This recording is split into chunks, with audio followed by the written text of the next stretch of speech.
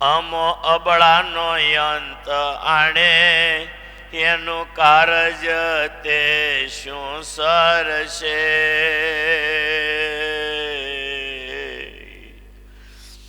માસી મલ્લ મામાને માર્યો, એમાં આવી મારે મરયા મને. પણ દૂર રહીને દગા રચે છે, એ તો ઘટતો નથી ત્રિકામને.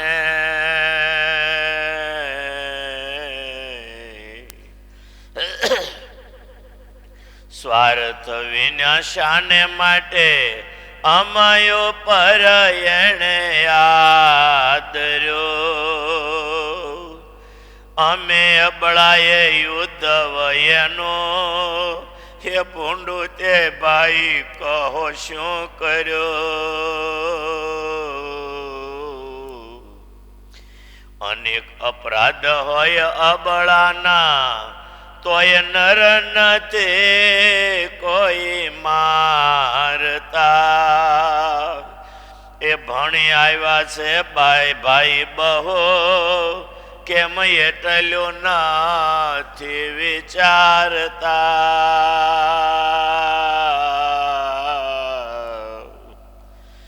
પારાદી બાંધી મારે પશુને, તે તો માંસ ચર્મને માટજો. એ તો અમારો અર્થ નહીં આવે, શું મારીને કરશે ખાટજો.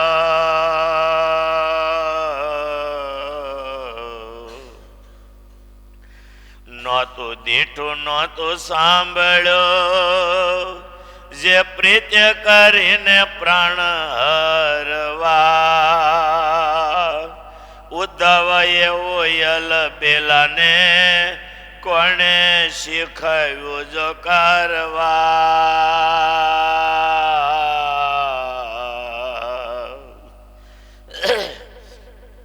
કેને કહીએ કોણ સાંભળે, જ્યારે યલ બેલે એવું યાદ રહ્યો.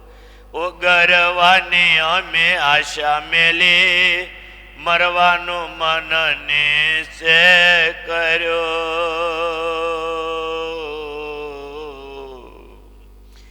અધૂરે સુખે મરશો અમે, રહેશે આશા મારી એ હશો.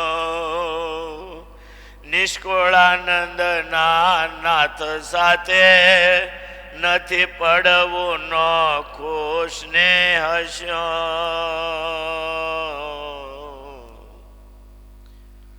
કેવી ગોપીઓની વરાળો કાઢે હે, એને કેટલું ભગવાનમાં પ્રેમ હશે.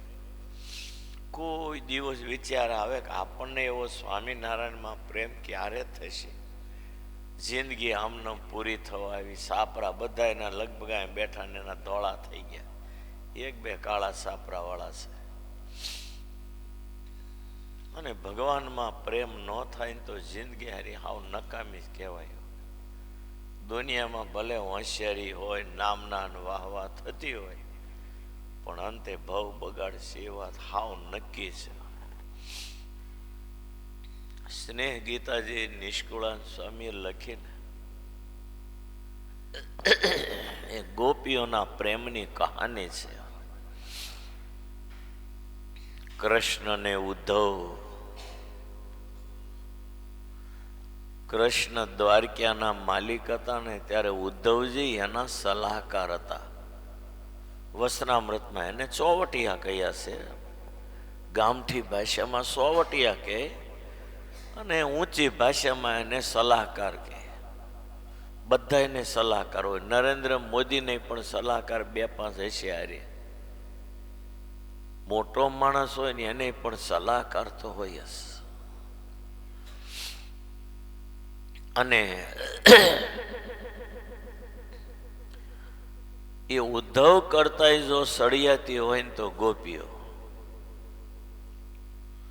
અને ભગવાને ઉદ્ધવને એવા બધા જ્ઞાની હતા ઉદ્ધવ કે ભગવાને ભાગવતમાં એવું કહ્યું કે ઉદ્ધવ મારાથી જરા પણ ન્યૂન નથી, એટલે મારાથી જરાય પણ ઓછા નથી, એટલે બીજો ભગવાન હોય ને એવા ઉદ્ધવને કહ્યા.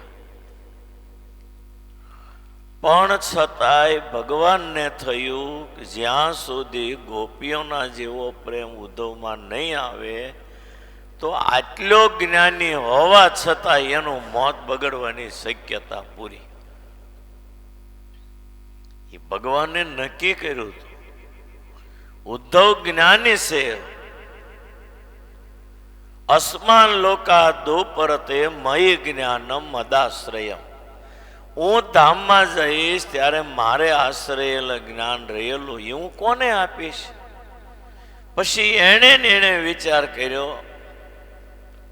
ઉદ્ધવ સ્તુતમો નૂનમ, ખરેખર ઉદ્ધવ મારી કરતા જરાય ન્યૂન નથી, તો એને હું જ્ઞાન આપીને જાઉં. અને ભગવાને ઉદ્ધવને જ્ઞાન આપ્યું છે. એકાદશ સ્કંદ આખો એ જ્ઞાનનો છે. આ ઉદ્ધવજી આવા જ્ઞાની, પણ ગોપીઓ જેવો પ્રેમ તો નહીં. ભગવાનને થયું દૂધનું, ઉદ્ધવનું જ્ઞાન છે ને દૂધ જેવું છે, પણ ગોપીઓના પ્રેમનું મેળવણ જરાક નહીં જો એમાં નહીં પડે તો એ ઉદ્ધવનું જ્ઞાન છે ને દૂધ જેવું ડોયો થઈ જશે. એટલે થોડુંક પણ જો ગોપીઓના પ્રેમનું મેળવણ આવી જાય તો એ જ્ઞાન છે ને દૂધ જેવું, દહીં જેવું થઈ જાય, નહીં તો ડોયો થઈ જશે. અને એ ઉદ્ધવજી જ્યારે ભગવાનને આજ્ઞાથી જ્યારે ગોકુળમાં જાય, આ ઉદ્ધવાગમન કથા 10મ સ્કંદમાં આવે. કથાનું નામ છે ઉદ્ધવાગમન. ગોકુળમાં આગમન ઉદ્ધવનું થયું, એ કથાનું નામ ઉદ્ધવાગમન કથા. ભાગવતમાં કેટલું આવું રાસ પંચાધ્યાય, ઉદ્ધવાગમન, વેણુ ગીત, ગોપી ગીત, આવું તો કેટલા જુદા જુદા વિભાગમાં આ ભાગવત રૂપી પેટીમાં આ બધા રતનો મૂક્યા છે વ્યાસ ભગવાન. અને એ જો સમજાઈ જાય ને તો આમાંથી કેટલું આપણું હરખું થઈ જાય એમ છે. આપણા સંપ્રદાયમાં ગોપાળાનંદ સ્વામી, નિત્યાનંદ સ્વામી કેવા જ્ઞાનના ભંડાર હતા. ગોપાળાનંદ સ્વામી અક્ષરધામમાં અબજો કરોડો ખરવો નિખરવો મુક્ત, એ બધાને શ્રીજી મહારાજના મહિમાનું જ્ઞાન કાયમ આપે છે અક્ષરધામ.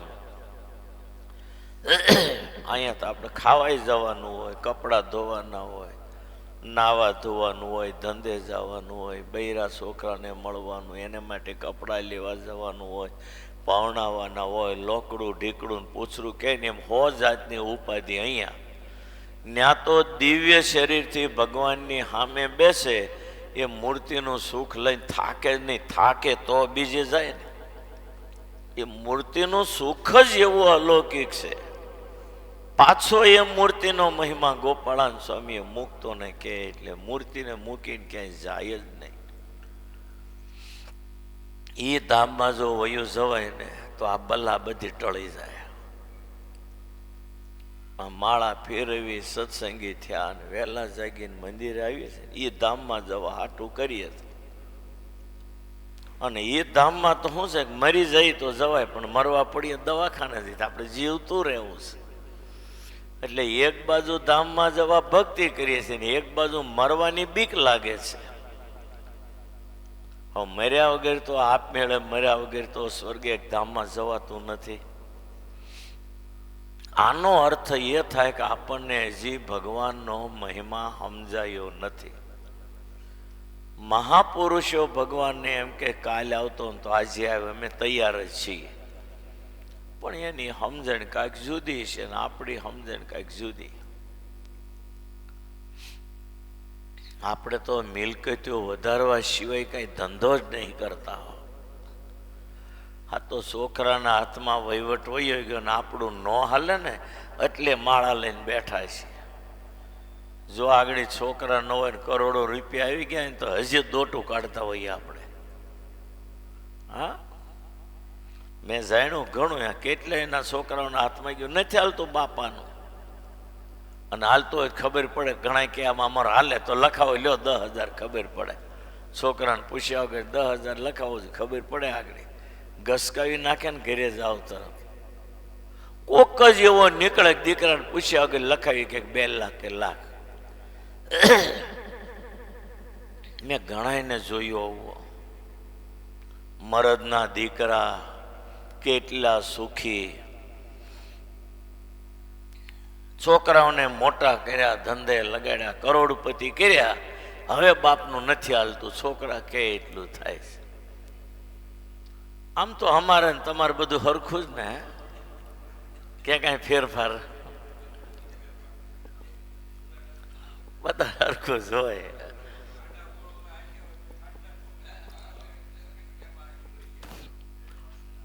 પાંખું આવે એટલે કોઈને ગણે નહીં માણસ.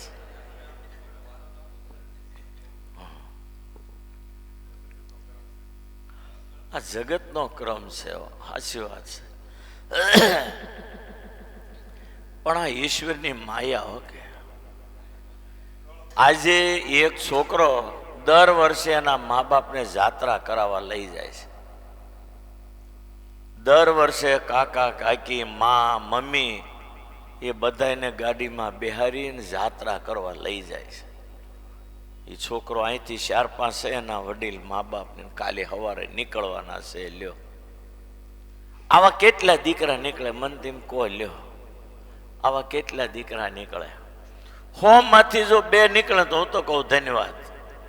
એક જ નીકળે, એ નીકળે જ નીકળે. ભારત તો ઇતિહાસ એમ કે શ્રવણ જેવો બીજો નથી થયો. લ્યો, આખા ભારતમાં એક જ શ્રવણ થયો. લોકો દુનિયામાં ભગવાનને પ્રાર્થના કે હે ભગવાન દીકરો આપતો શ્રવણ જેવો આપજે. બહુ બીજું કેવા છે, દીકરો આપતો ભરત જેવો આપજે. બાકી કેટલા કરોડોમાંથી આંગળીને વેઢે ગણાય ને એટલા હે 1000માંથી. ખાવ, હાચી વાત છે. જે બાપથી આગળ આવે પણ પછી એ બાપને ગણતા નથી. આ જગતનો નિયમ છે. જે ગુરુથી આગળ આવે ગુરુને ગણતા નથી.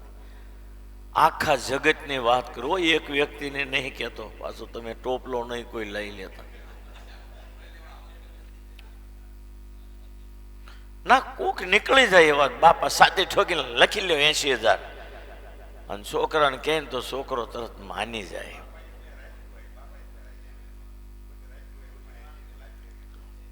આપણામાંથી જ કહું ને, એક ભાઈ ઋષિકેશ આવીને એ 11 લાખ લખાવ્યા હતા.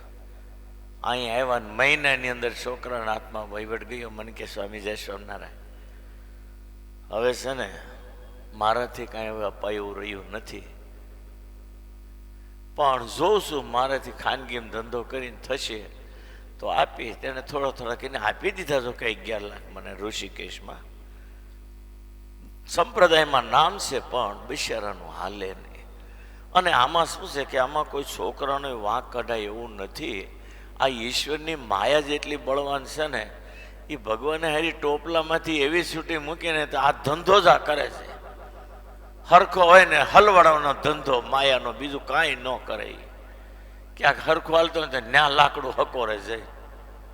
એટલે 50% માણસોનો વાંક અને 50% હું તો એવું અંગત માનું છું કે ઈશ્વરની માયાનો વાંક છે. એક જણની ક્લિપ આવી હતી, કેટલા 11 અબજ કે એવું કઈક, બધું દીકરાને આપી દીધું અને દીકરો એના બાપને રોડ ઉપર કાઢી મૂક્યો. કાંઈ નહીં એની પાસે પહેર્યા કપડા સિવાય. હા, અને એક મારો શેલો હજી મુંબઈમાં રડે. કાલે ફોનમાં રડતો. એના હારા કે મને છે ને તું 11 કરોડ આપી દે મારે અઠવાડિયું જરૂર 9મે દિવસે તને આપી દો. આજે 2 વર્ષથી 11 કરોડ આપી દીધા ને હારાને 1 રૂપિયો આપતો નથી. અને દીકરી એની હોસ્પિટલમાં કાલે પોકે પોકે રડતા મને કહેતો હતો કે સ્વામી આ દીકરી રહે નહીં, દવાના પૈસા નથી, મારે શું કરવું? ઓપરેશન થિયેટરમાં લઈ ગયા. પોકે પોકે રડતો હતો મારી પાસે. લગભગ રહેવાની નથી કે કફ જામી ગયો છાતીમાં. ઓપરેશન થિયેટરમાં લઈ ગયા પણ નહીં રહે. પોકે પોકે રડતો. 11 કરોડ થોડું નહીં. આપણો છેલ્લો છે, વડતાલમાં ફ્લેટ છે, ન્યાય એનું કાંઈ નથી રહ્યું. ત્યારે સારું દુનિયામાં માયા બધાને કેટલું નચાવે છે એ તો તમે જુઓ. અને અહીં સુરતમાં ઘણું છે પણ એ દાખલા અહીં ન દેવાય, બહાર અહીં દેવાય અને અહીંના દાખલા બહાર દેવાય. અમારે આમાં હું કોઈને ખબર પડે ને બિચારાને દુઃખ લાગે ને. આ બધું છે ને ભીતર કી રામ જાને, ખાનગી રાખવું પડતું હોય છે. અહીંયા બેઠા છે ને એને એવી અમુક વાતો હશે એ સહન્ય નથી થઈ શકતી, બીજાને કઈ પણ નથી શકાતી. આ બેઠા ને એમાંથી કોઈક હશે છાતી ઉપર હાથ મૂકો એટલે તમને ખ્યાલ આવી જશે. બાકી હું ત્યાં બેઠા ને બધાને પોથી જાણું છું.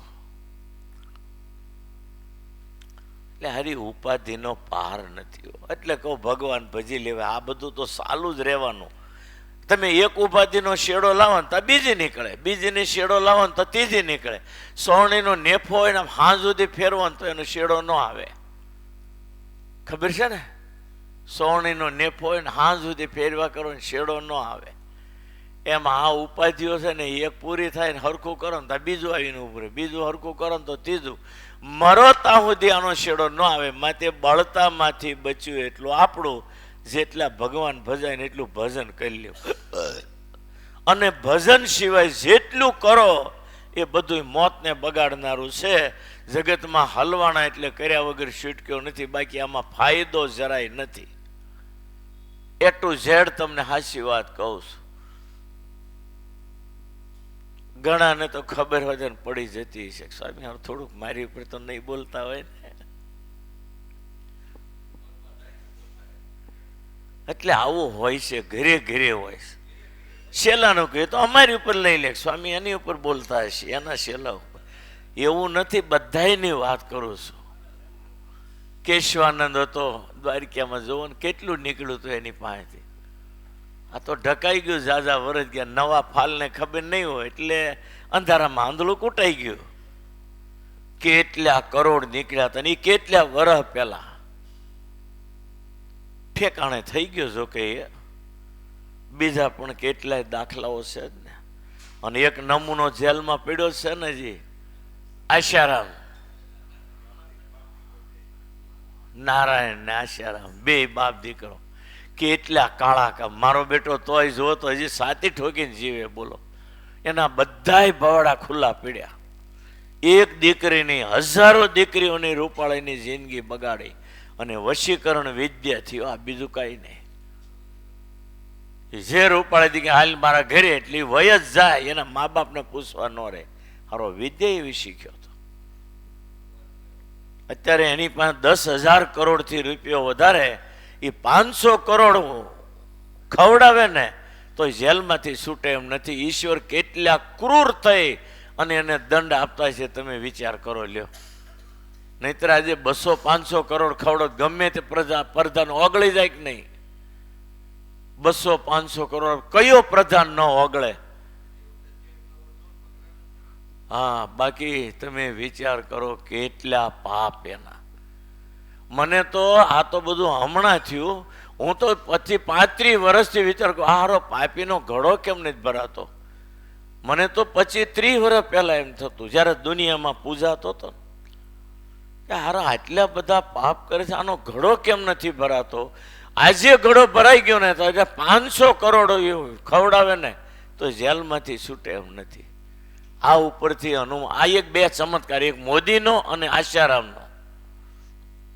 આ બે ચમત્કારી છે. રાવણ અને હનુમાન એમ અત્યારના જમાનામાં મોદી અને આશારામ. હારું રાવણ કેવો હતો અને હનુમાન કેવો, એ બે દાખલા છે ને. એમ અત્યારના જમાનામાં બે દાખલા, કેટલા કાળા કામ. અરે તમારી બુદ્ધિ જ કામ ન કરે. અરે આપણે કોકને હામું જોવાઈ ગયું હોય તો અફસોસ થાય, ખરું બાઈ હામું જોવાઈ ગયું, આમ થઈ ગયું, સંકોચ થાય. ઓલા હારાએ કેટલી જિંદગી, કેટલી દીકરીઓની જિંદગી બગાડી, વિચાર તો કરો. પાછું દુનિયામાં જે હારી દેખાય ને ખેંચી લે. બોલો, રૂપાળી દીકરી દેખાય અને કેટલા બાપ દીકરાએ કાળા કામ કર્યા. એનું ગમે તે બોલો તો તમને કોઈ કહે નહીં, કહે, કારણ કે આખી દુનિયાને ખબર છે. એની ઘરે ઘરે આ વાતની બધાને ખબર છે. હા, તો આપણને સ્વામિનારાયણ ભગવાન મળ્યા ને આપણે આમાંથી નીકળી ગયા, સમજો ને. આજ નહીં તો કાલે આપણું ઠેકાણું પડી ગયું. અને સ્વામિનારાયણ, અને એક ક્લિપ છે જે હું બધાને મોકલવાનો છું ને, અહીંયા એકવાર સંભળાવી છે હોતે. કાલે મને હિંમતભાઈ ધોળકિયાએ સંભળાવી. એને ત્યાં પધરામણી ગયા ને સૌજીભાઈના ભાઈ, મેં એને કીધું છે મોકલી દેજો. ભક્તિ સ્વામીને મોકલી દીધી ગાડી બેઠા બેઠા. મને મોકલી કે નહીં ખબર નહીં. ભક્તિ સ્વામીએ, તમે કોઠીના આઈસ્ક્રીમ સિવાય ગમે તે આઈસ્ક્રીમ ખાઓ કંપનીનો, એની અંદર એક તો જાણે માંસ આવે છે, એમાં ડુક્કરનું, એટલે આપણા ઓલા ભૂંડળાનું માંસ નાખે છે એમાં. અને એ હિન્દુ સિવાયના લોકોએ હિન્દુઓને બદનામ કરવા અને હિન્દુઓને વટલાવવા માટે આ કામ કર્યું છે. અત્યારે આઈસ્ક્રીમની કંપનીઓ કોક હળગાવી દે ને તો બહુ પુણ્ય મળે. એને એ બાય વરાળું કાઢી કાઢીને કાલે બોલતી હતી. તમે કોઈ એટલા પુરાવા જાહેરમાં બતાવો, પણ મને એકલીને મળી જાઓ. હું જો કહીને મને જેલમાં નાખશે. અને એ જે ધડાકા ઋતુમરાની જેમ કરતી હતી, મને કાલે હિંમતભાઈ ધોળકે ક્લિપ સંભળાવી. અને ગાયનું માંસ કીધું, બીજું કાંઈ કીધું. એ બધી વસ્તુ આઈસ્ક્રીમમાં ભેળવ્યા છે. મોટી કંપની બધી હળગાવી દે ને હાલે, બોમ્બ મૂકીને ઠેકાણે કહી દે, પાપ ન લાગે, જરાય પાપ ન લાગે. કોઠી સિવાયનો કોઈ આઈસ્ક્રીમ ખાતા નહીં એમ કહે છે ભાઈ, જો તમારે હિન્દુ રહેવું હોય તો. અને આજે લોકોથી ભૂલ્યો થાય છે ને ખોટા કામ થાય છે ને, એમાં 75 નહીં પણ 95% આ ન ખાવાની વસ્તુ પેટમાં જાય છે ને એટલે બુદ્ધિ બગડે છે. નહીતર આપણો હિન્દુ કોઈ દી આજે રસ્તો સૂકે છે નહીં, સૂકે નહીં. પણ સૂકવાનું કારણ આ છે, આવી વસ્તુ માણસ ન ખાઈને તો બહુ સારી વાત છે. મારે એકલી બધાને, મારે 2600 ફોનમાં છે, ભગવાન ભરોસે બધાને કાલ મોકલવીશ. મારે સાંભળજો, કોઠીના આઈસ્ક્રીમ સિવાય કોઈ આઈસ્ક્રીમ ખાવાનું નહીં. કોઠી તો ઘર ઘરનો હોય, બાકી આઈસ્ક્રીમ કંપનીનો હોય ને ખવાય ને. અને માણસને આવડે ને તો બોમ્બ મૂકીને કંપની હળગાવી દેવાની, ઉડાવી દે તો એ પાપ ન લાગે.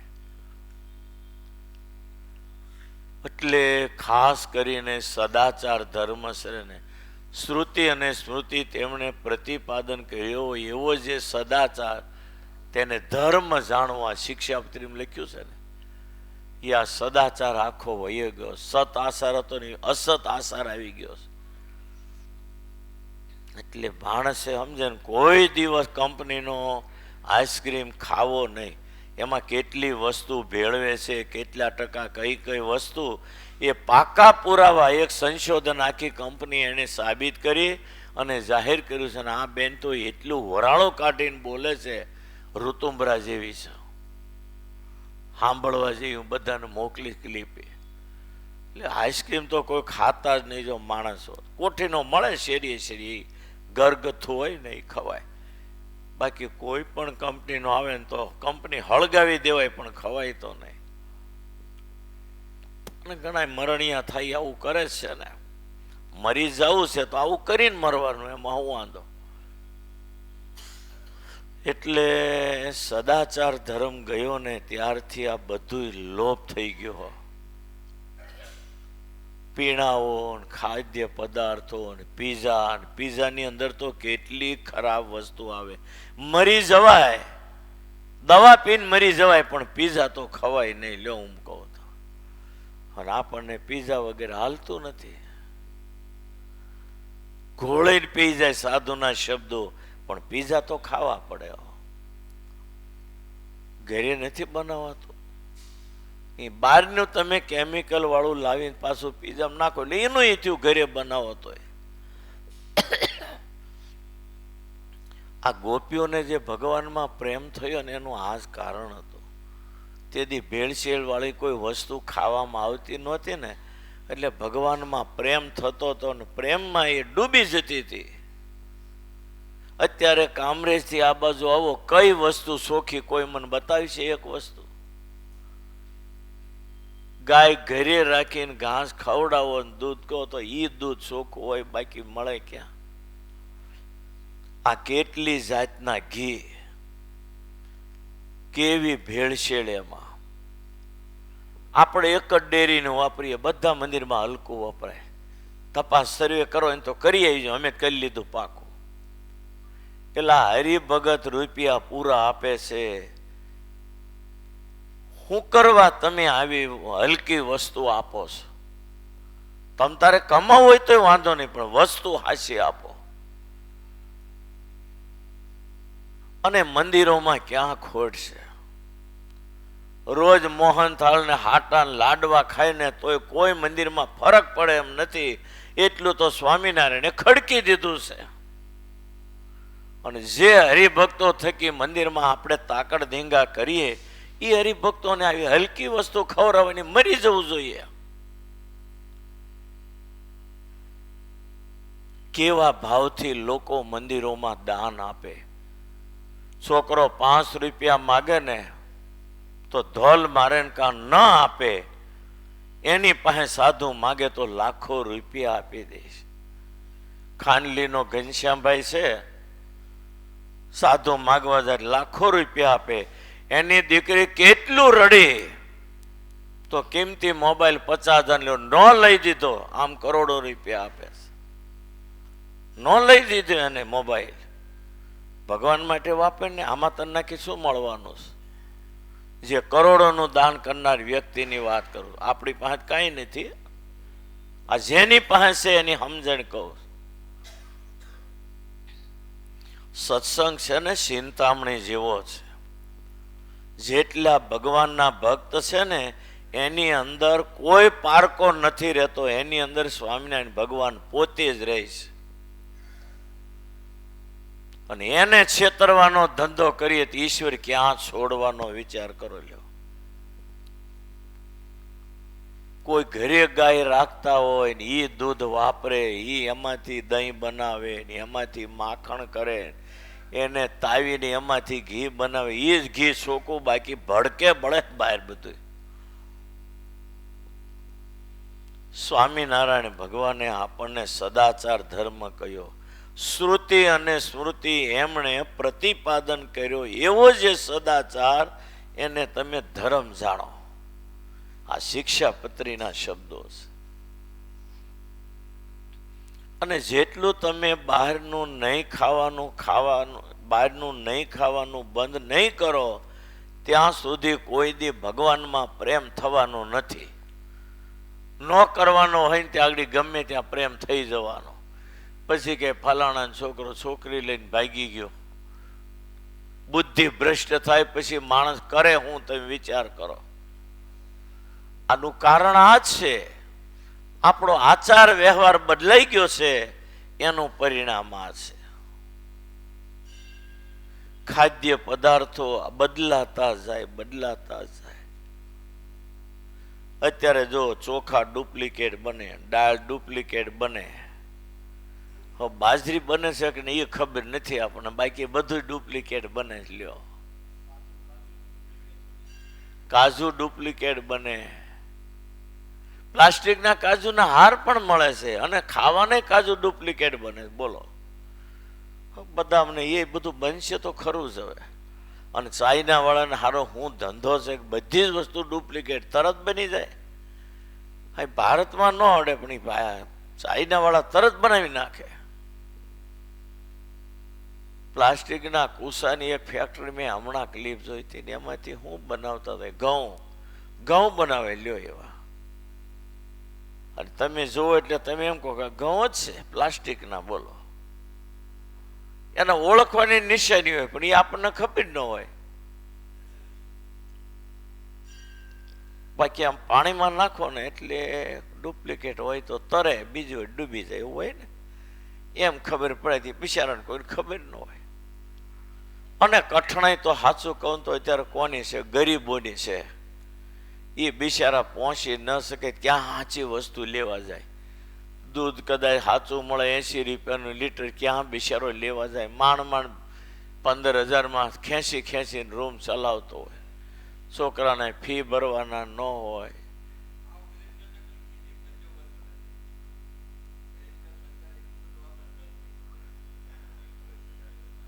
હા, એવું કઈ ખરું. પણ એટલે ટૂંકમાં હારી ઉપાધિઓથી જગત ભરેલું છે. જગત આખું ઉપાધિઓથી ભરેલું છે. કોણ? ભાવેશ છે ને પાછળ આવ્યો. ભાવેશ, જગત આખું ઉપાધિથી ભરેલું છે, જગ્યા જ નથી. અને આમાં કઈક નાખશે ને તો ઢોળાઈ જશે. આમાં હવે ભગવાન બચાવે તો બચાય, બાકી કોઈ રસ્તો રહ્યો નથી. દુનિયા આખી ભડકે બળે છે. સ્વામિનારાયણ સ્વામિનારાયણ થાય ને એના જેવો એકે ધંધો નથી. ઓકે, બાકી જેટલા ધંધા છે ને એમાં હારી કઠણાઈ તો બેઠેલી જ છે. આ તો ગોપીઓના પ્રેમની વાત આવી ને એટલે મને આ બધો કુસો યાદ આવ્યો. ગોપીઓને કેટલું ભગવાનમાં પ્રેમ. એક ક્ષણ પણ ભગવાન વગર રહી નહોતી શકતી. અને એ ભગવાન મથુરા એ ગયા પછી જીવતી રહીને એ હારો દુનિયામાં મોટામાં મોટો ચમત્કારો. ભગવાન મથુરા ગયા પછી એક પણ ગોપી જીવતી રહેવાની નહોતી. અને જીવતી રહીને આ દુનિયામાં મોટામાં મોટો ચમત્કાર. અને એવો ચમત્કાર આપણા સંપ્રદાયમાં કે સ્વામિનારાયણ ભગવાને ધામમાં જવાની ગઢપુરની સભામાં રજા માગી. મહારાજ ધામમાં ગયા અને બધાય જીવતા રહ્યા. તેથી મોત આવ્યું એ ન મર્યા. આ ઈ પણ એક આપણા સંપ્રદાયનો સૌથી મોટામાં મોટો ચમત્કાર. બાકી મહારાજના વિયોગમાં તે દિવસે ગરડામાં એક પણ વ્યક્તિ જીવવાની નહોતી, બધી જ મરી જવાની હતી. એ જીવતા રહ્યા ને એ જ આ સંપ્રદાયનો મોટામાં મોટો ચમત્કાર. આપણને તો મહિમા નથી એટલે હું કહું, એ લોકોને એટલો મહિમા હતો, એવા સુખ આપ્યા હતા મહારાજે કે એ ચોક્કસ તમને કહું ને કે મહારાજ ધામમાં જ એટલે કોઈ જીવવા ના જ નહોતા. આ તો ભગવાન પોતે ટૂંકા પડ્યા હતા તેથી. અને ભગવાનને થયું ખારું આ ખોટું થશે. ધીરજતાને બોલાવીને કહ્યું હું તને વીટો પાવર આપું, આ બધાના કંઠમાં બેહી જા. અને આજે કોઈનું મોત આવ્યું હોય તોય પણ એના કંઠમાંથી પ્રાણ નીકળવો ન જોઈએ. અને તેથી ધ્રુજતા એ ધીરજતા બધાના કંઠમાં બેઠી. તેથી ધીરજને પણ ધીરજ ગોતવાની જરૂર પડી હતી. અને એકે મર્યા નહીં. ભગવાને સુપ્રીમ શક્તિ વાપરી, એકને પણ મરવા નહોતા દીધા. તેથી મોત આવ્યું, એનું મોત પણ પાછું ગયું. આ એક સંપ્રદાયનો મોટામાં મોટો ચમત્કાર. પણ તેથી આવું ડુપ્લિકેટને નહીં ખાવાનું, ખાતા જ નહોતા. ગોપીઓ કોઈ દી માંસવાળું ઘી નથી ખાતું. અને અત્યારે આ બધું ડુપ્લિકેટ હાવ ગંદુ ખવાય.